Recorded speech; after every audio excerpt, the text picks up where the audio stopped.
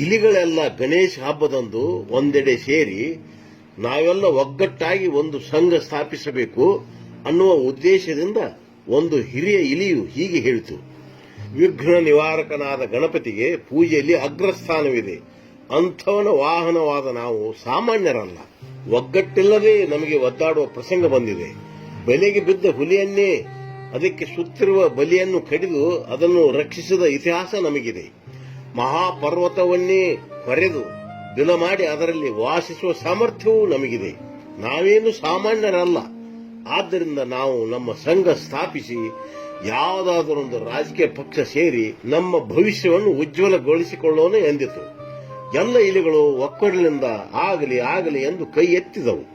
ಮತ್ತೆ ಮಾತು ಮುಂದುವರಿಸಿ ಯಾವ ಪಕ್ಷ ಸೇರೋಣ ಎಂದು ಕೇಳಲು ಮತ್ತೊಂದು ತರುಣ ಇಲಿ ವೇದಿಕೆಗೆ ಬಂದು, ಈಗ ನಮ್ಮ ಕಣ್ಣು ಮುಂದೆ ಬಲವಾದ ಪಕ್ಷಗಳೆಂದರೆ ಒಂದು ಬೆಕ್ಕಿನ ಪಕ್ಷ, ಇನ್ನೊಂದು ಹಾವಿನ ಪಕ್ಷ.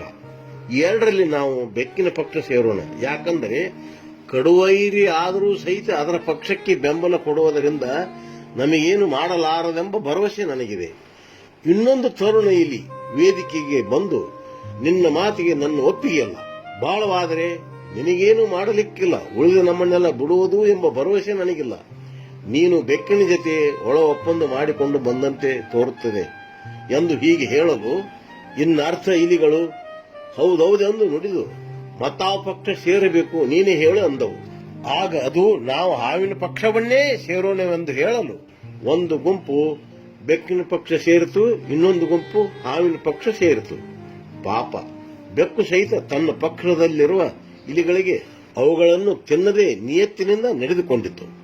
ಹಾವು ಕೂಡ ತನ್ನ ಪಕ್ಷದ ಇಲಿಗಳನ್ನು ನುಂಗದೆ ತನ್ನ ನಿಯತ್ತನ್ನು ಸಾಬೀತುಪಡಿಸಿತು. ಆದರೆ ಬೆಕ್ಕು ಮತ್ತು ಹಾವು ಎರಡೂ ಒಂದೆಡೆ ಸೇರಿ ಒಳ ಒಪ್ಪಂದ ಮಾಡಿಕೊಂಡಿದ್ದವು. ಏನೆಂದರೆ, ಬೆಕ್ಕು ಹಾವಿಗೆ ಹೇಳಿತು, ನನ್ನ ಪಕ್ಷದ ಇಲಿಗಳಿಗೆ ನಾನು ನಿಯತ್ತಿನಿಂದಲೇ ಇರುತ್ತೇನೆ, ನೀನು ನಿನ್ನ ಪಕ್ಷದ ಇಲಿಗಳಿಗೆ ನೀನು ನಿಯತ್ತಿನಿಂದಿರು. ಹಾವು ಕೇಳಿತು, ಹೀಗಾದರೆ ನಾವು ಬದುಕುವುದು ಹೇಗೆ? ಬೆಕ್ಕು ನಗುತ್ತಾ ಹೇಳಿತು, ನೀನು ನಮ್ಮ ಪಕ್ಷದ ಇಲಿಗಳನ್ನು ನುಂಗು, ನಾನು ನಿನ್ನನ್ನು ಬೈದಂತೆ ಮಾಡುವೆ. ನಾನು ನಿನ್ನ ಪಕ್ಷದ ಇಲಿಗಳನ್ನು ತಿನ್ನುತ್ತೇನೆ, ನೀನು ನನ್ನನ್ನೇ ಬೈದಂತೆ ಮಾಡು. ಈ ವಿಷಯ ಬಹಳ ಗುಟ್ಟಾಗಿರಲಿ, ಬಹಿರಂಗವಾಗಿ ಬಡಿದಾಡದಂತೆ ಮಾಡೋಣ, ಒಳಗೆ ಮಾತ್ರ ಒಂದಾಗಿರೋಣ. ಹೀಗಾಗಿ ಬೆಕ್ಕಿನ ಪಕ್ಷದ ಇಲಿಗಳನ್ನು ಹಾವು ನುಂಗಲು ಬೆಕ್ಕು ರೇಗಾಡುತ್ತಿತ್ತು. ಹಾವಿನ ಪಕ್ಷದ ಇಲಿಗಳನ್ನು ಬೆಕ್ಕು ತಿಂದಾಗ ಹಾವು ರೇಗಾಡುತ್ತಿತ್ತು. ಹಾವು ಮತ್ತು ಬೆಕ್ಕು ದಷ್ಟಪುಷ್ಟವಾಗಿ ಆರಾಮಾಗಿ ಬದುಕತೊಡಗಿದವು. ಎರಡು ಪಕ್ಷದ ಇಲಿಗಳು ಮಾತ್ರ ಬಡಿದಾಡುತ್ತಲೇ ಇದ್ದವು. ಇಂದು ನಮ್ಮ ದೇಶದಲ್ಲಿ ದಲಿತರು ಮತ್ತು ಹಿಂದುಳಿದವರ ಪಾಡು ಹೀಗೆ. ಯಾರಿಂದಲೂ ಇವರು ಎಂದಿಗೂ ಮುಂದೆ ಬರಲು ಸಾಧ್ಯವೇ ಇಲ್ಲ. ಯಾರೇ ಆಗಲಿ ತಮ್ಮ ಸ್ವಶಕ್ತಿಯಿಂದ ಮುಂದೆ ಬರಬೇಕೇ ವಿನಃ ಒಬ್ಬರನ್ನು ನಂಬಿದರೆ ಹಾವು ಮತ್ತು ಬೆಕ್ಕನ್ನು ನಂಬಿದ ಇಲಿಗಳ ಪರಿಸ್ಥಿತಿ ಅಂತಾಗಬಹುದು. 12ನೇ ಶತಮಾನದಲ್ಲಿ ದಲಿತರಿಗಾಗಿ ಬಸವಣ್ಣನವರು ಪಟ್ಟ ಶ್ರಮ ಅಷ್ಟಿಷ್ಟಲ್ಲ. 900 ವರ್ಷ ಗತಿಸಿದರೂ ಅಂಬೇಡ್ಕರ್ ಅವರನ್ನು ಬಿಟ್ಟರೆ ಇನ್ನೊಬ್ಬರು ಆ ಮಟ್ಟಕ್ಕೆ ಬೆಳೆಯಲೇ ಇಲ್ಲ. ಸ್ವಯಂ ಪ್ರೇರಣೆಯಿಂದ ಅಂಬೇಡ್ಕರ್ ಮುಂದೆ ಬಂದದ್ದು ಸಣ್ಣ ಕೆಲಸವೇನಲ್ಲ. ಅಂಬೇಡ್ಕರ್ ನಮ್ಮವರೆಂದು ಹೇಳುವುದು ತಪ್ಪಲ್ಲ. ಇಷ್ಟರಿಂದಲೇ ನಿಮ್ಮ ಉದ್ಧಾರ ಸಾಧ್ಯವಿಲ್ಲ. ಅಂಬೇಡ್ಕರ್ ಅಂತೆ ನೀವಾಗಬೇಕಲ್ಲ. ಮೂಢ ನಂಬಿಕೆ ಎನ್ನುವ ಮುಳ್ಳುಗಳನ್ನು ದಾಟಿ ಸರಸ್ವತಿ ಪುತ್ರರಾಗಿ ಹೆಬ್ಬುಲಿಯಾಗಿ ಬೆಳೆದು ಭಾರತದ ಸಂವಿಧಾನವನ್ನು ಸೃಷ್ಟಿಸಿರುವುದು ಸಣ್ಣ ಮಾತಲ್ಲ. ದೇವರ ಹೆಸರಿನಲ್ಲಿ ನಡೆಯುವ ನಿಮ್ಮ ಶೋಷಣೆ ಇಂದಿಗೂ ನಿಂತಲ್ಲ. ದೇವರ ಹೆಸರಿನಲ್ಲಿ ದೇವದಾಸೆಯನ್ನಾಗಿ ನಾರಿಯರನ್ನು ನರಕಕ್ಕೆ ತಳ್ಳುವರು. ದೇವರೇ ಬಂದಿವರಿಗೆ ಮಕ್ಕಳು ಹುಟ್ಟಿಸುವನೇ ಯೋಚಿಸರು.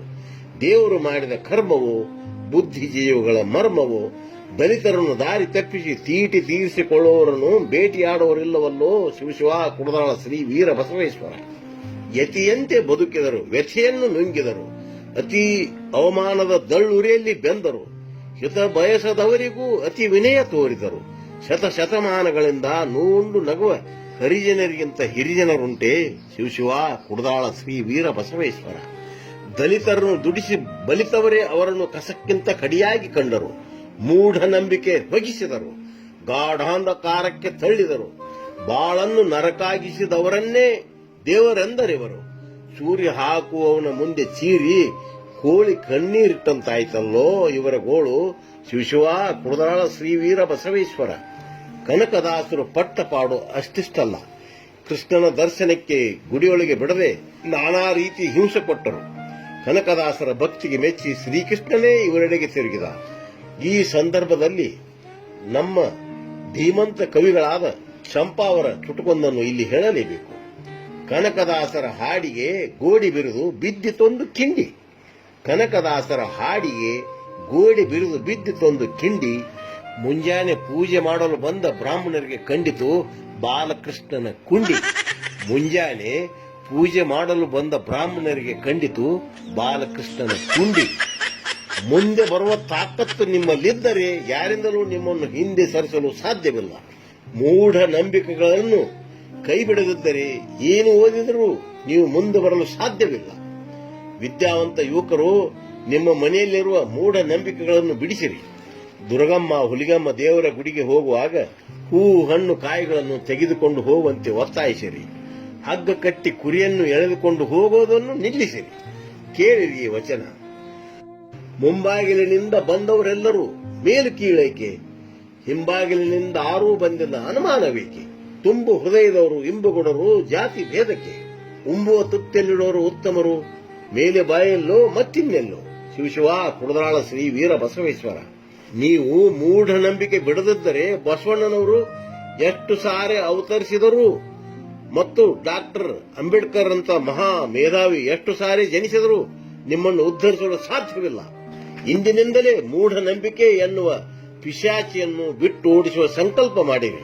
ಡಾಕ್ಟರ್ ಅಂಬೇಡ್ಕರ್ ಮೂಢನಂಬಿಕೆಗಳನ್ನು ದೂಡಿ ಸರಸ್ವತಿಯ ಕೃಪೆಗಾಗಿ ಘೋರ ತಪಸ್ಸು ಮಾಡಿ ಹೆಬ್ಬುಲಿಯಾಗಿ ರೂಪುಗೊಂಡರು. ಅದಕ್ಕಾಗಿ ನೀವು ಎಷ್ಟೇ ಜಾಣರಾದರೂ ಎಂತಹ ಈಜುಗಾರರಾದರೂ ನೀವು ಕಾಲಿಗೆ ಕಟ್ಟಿಕೊಂಡಿರುವ ಮೂಢನಂಬಿಕೆ ಎಂಬ ಕಲ್ಲನ್ನು ಕಳಚಿ ಬೀಸಾಕದಿದ್ದರೆ ದಡ ಸೇರುವುದು ದುರ್ಲಭ. ನಿಮ್ಮಲ್ಲಿರುವ ಮೂಢನಂಬಿಕೆಗಳನ್ನು ಬಿಟ್ಟೋಡಿಸದಿದ್ದರೆ ನೀವು ಹುಲಿಯಾಗಿ ಪರಿವರ್ತನೆಗೊಳ್ಳುವುದು ಅಸಾಧ್ಯ. ಯೋಚಿಸಿ, ಹುಲಿಯಾಗಿರೋ ಅಥವಾ ಇಲಿಯಾಗಿ ಜೀವನ ಕಳೆಯುವಿರೋ ಗೊತ್ತಿರಲಿ. ನಿಮ್ಮಲ್ಲಿರುವ ಮೂಢನಂಬಿಕೆಗಳೇ ನಿಮ್ಮನ್ನು ನುಂಗುವ ಹಾವು ಬೆಕ್ಕುಗಳಾಗಿವೆ. ನಿಮ್ಮ ಉದ್ಧಾರ ನಿಮ್ಮಿಂದಲೇ ಸಾಧ್ಯ.